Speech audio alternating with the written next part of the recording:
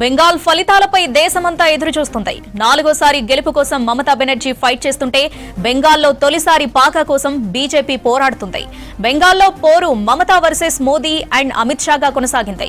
బెంగాల్ అసెంబ్లీలో మొత్తం అసెంబ్లీ సీట్లు 294. బెంగాల్ ఎన్నికలు 2 దశల్లో జరిగాయి. మొదటి దశ 23న, రెండో దశ 29న జరిగాయి. ఎగ్జిట్ పోల్స్ కూడా కొన్ని టీఎంసీకి, మరికొన్ని బీజేపీకి లీడ్స్ ఇచ్చాయి. అందుకే ఫలితాలపై టెన్షన్ క్రియేట్ అయింది. బెంగాల్ ఎన్నికలు మొదటి నుంచే వివాదాస్పదంగా మారాయి. సర్తో వివాదం మొదలై స్ట్రాంగ్ రూమ్లతో ముగిసింది. ఈసారి టీఎంసీ గెలిచినా చరిత్రే, బీజేపీ గెలిచినా చరిత్రే. అందుకే బెంగాల్ ఫలితాలపై దేశవ్యాప్తంగా ఉత్కంఠ కలుగుతోంది. బెంగాల్ అసెంబ్లీ ఎన్నికల కౌంటింగ్ ఫలితాలకు సంబంధించి మరిన్ని డీటెయిల్స్ వెంకట్ అందిస్తారు. వెంకట్, 5 రాష్ట్రాల్లో కౌంటింగ్ ఉన్నా కూడా బెంగాల్ పైనే అందరి ఫోకస్ ఉంది. కారణాలు ఏంటంటే ఏం చెప్తారు? శ్రావణి, దేశవ్యాప్తంగా రేపు 5 రాష్ట్రాల్లో ఓట్ల లెక్కింపు ప్రక్రియ కొనసాగబోతుంది. 5 రాష్ట్రాల్లో ఓట్ల లెక్కింపు ప్రక్రియలో భాగంగా ఎక్కువగా పశ్చిమ బెంగాల్ మీదనే దేశవ్యాప్తంగా ఉత్కంఠ కొనసాగుతుంది. ఒక టెన్షన్ పూరితమైన వాతావరణం అయితే అక్కడ నెలకొంటుంది. ఎప్పుడైతే ఈవీఎంలు అంటే స్ట్రాంగ్ రూములు ఓపెన్ చేస్తారో అప్పటి నుంచే ఒక్కొక్కరు నరాలు తెగ ఉత్కంఠతతో పశ్చిమ బెంగాల్ ఫలితం ఎటువైపు ఉంటుంది అన్న ఆసక్తికరమైన చర్చ అయితే దేశవ్యాప్తంగా కొనసాగుతుంది. ఒకవైపు బెట్టింగ్లు కొనసాగుతున్నాయి, ఇంకోవైపు రాజకీయ వర్గాల్లో తీవ్ర స్థాయిలో చర్చ కొనసాగుతుంది.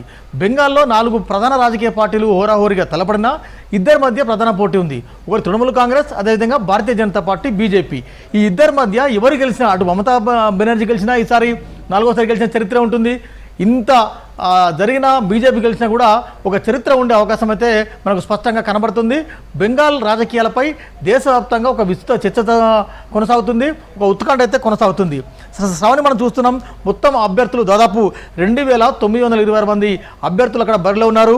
ఫస్ట్ ఫేజ్లో 1478 మంది పోటీ చేశారు. సెకండ్ ఫేజ్లో 1448 మంది అక్కడ పోటీ చేశారు. అంటే 2 విడతలుగా అక్కడ పోలింగ్ జరిగింది. ఒకటేమో ఒక దశ 23వ తారీఖున లాస్ట్ మంత్, ఆ తర్వాత రెండో దశ 29న అక్కడ పోలింగ్ జరిగింది.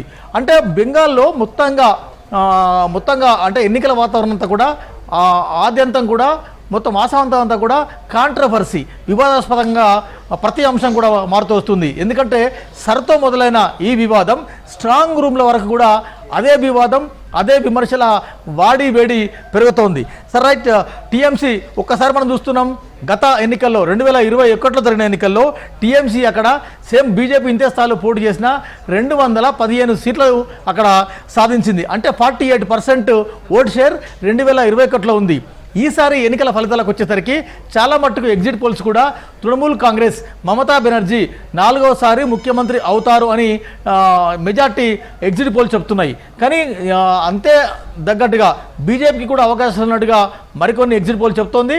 అయితే 2021 ఫలితాలు కనుక మనం బేరీజ్ వేసుకుంటే 2021లో పశ్చిమ బెంగాల్లో జరిగిన ఎన్నికల్లో 2215 సీట్లు టీఎంసీకి వస్తే 77 సీట్లు అక్కడ బీజేపీకి వచ్చినాయి. ఈసారి బీజేపీ చాలా సీరియస్ కాంటెస్ట్లో ఉంది.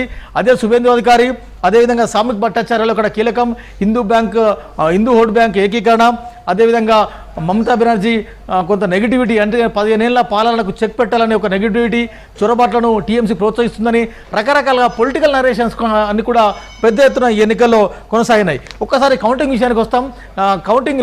కౌంటింగ్ ఏర్పాట్లలో భాగంగా 2021లో అక్కడ 108 ఓట్ల లెక్కింపు కేంద్రాలు ఉండేవి. కానీ ఈసారి కేంద్ర ఎన్నికల సంఘం ఆ సంఖ్యను చాలా కుదించింది. ఈసారి జిల్లాల వారీగా మొత్తం కౌంటింగ్ కేంద్రాలు 77 కౌంటింగ్ కేంద్రాలు ఉన్నవి. అది మల్టీ లేయర్ సెంట్రల్ ఫోర్సెస్ అని అక్కడ ఏర్పాటు చేశారు.